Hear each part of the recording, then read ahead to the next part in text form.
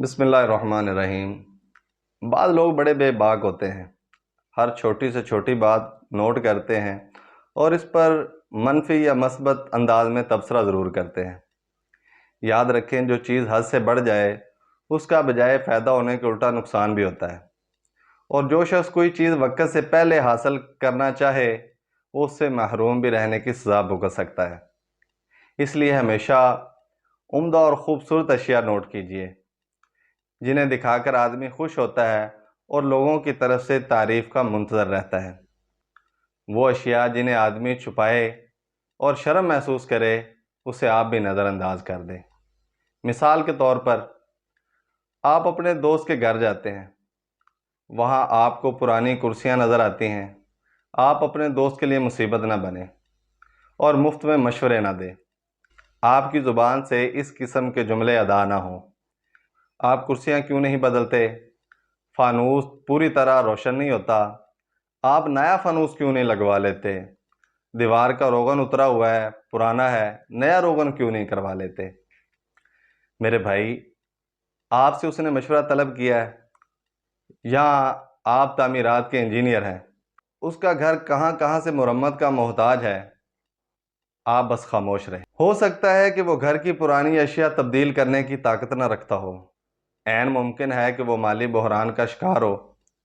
لوگوں کے لیے سب سے گراں شخص وہ ہوتا ہے جو ایسی چیزوں پر نکتہ چینی کرے جنہیں وہ چھپانا چاہتا ہے۔ مثلاً آپ کے دوست کے کپڑے پرانے ہیں یا اس کی گاڑی کھٹارا بن چکی ہے، تو آپ خاموش رہیں، اور کچھ کہنا ہی ہے تو اچھی بات کہیں۔ کہتے ہیں کہ ایک آدمی اپنے دوست سے ملنے اس کے گھر گیا۔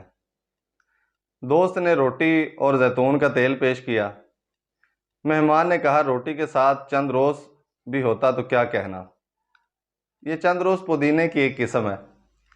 میزبان نے اپنی بیوی سے پوچھا کہ چند روز ہے، تو بیوی نے جواب نفی میں دیا۔ اب وہ چند روز لینے بازار گیا، اتنے اس کے پاس پیسے نہیں تھے، دکاندار نے ادھار دینے سے انکار کر دیا۔ اب وہ لوٹا اور گھر کا ایک برتن اٹھایا اور دکاندار کے پاس جا کر یہ برتن گروی رکھ کر چند روز لے آیا۔ اب مہمان کو پیش کر دیے۔ میزبان نے چند روز لا کر مہمان کو پیش کیے۔ مہمان کھانے سے فارغ ہوا تو اس نے کہا کہ اللہ تیرا شکر ہے، تو نے ہمیں کھلایا اور پلایا اور جو کچھ ہمیں دیا اس پر کفایت شار بنایا۔ اس پر میزبان نے آہ بھری اور کہا کہ اگر اللہ نے آپ کو اپنے دیے پر کفایت شار بنایا ہوتا تو میرا برتن آج گروی نہ ہوتا۔ اسی طرح آپ کسی مریض کی عیادت کرنے جائیں تو اس کے سامنے یہ ہرگز مت کہیں، اوہ آپ کا تو رنگ پیلا پڑ گیا، آپ کی آنکھیں ٹیڑھی ہو گئیں، آپ کا وزن بھی بہت کم ہو گیا۔ حیرت ہے کہ آپ اس کے ڈاکٹر ہیں۔ اچھی بات کہیں یا خاموش رہیں۔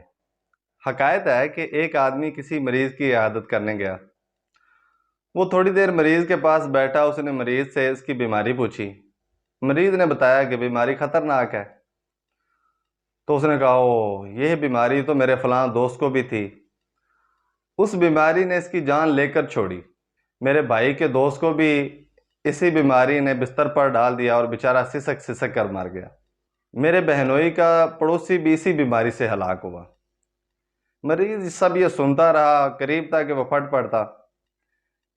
وہ آدمی اٹھا اور جانے لگا اور مریض کی طرف دیکھا اور کہا کہ آپ مجھے کوئی وصیت کرنا چاہتے ہیں؟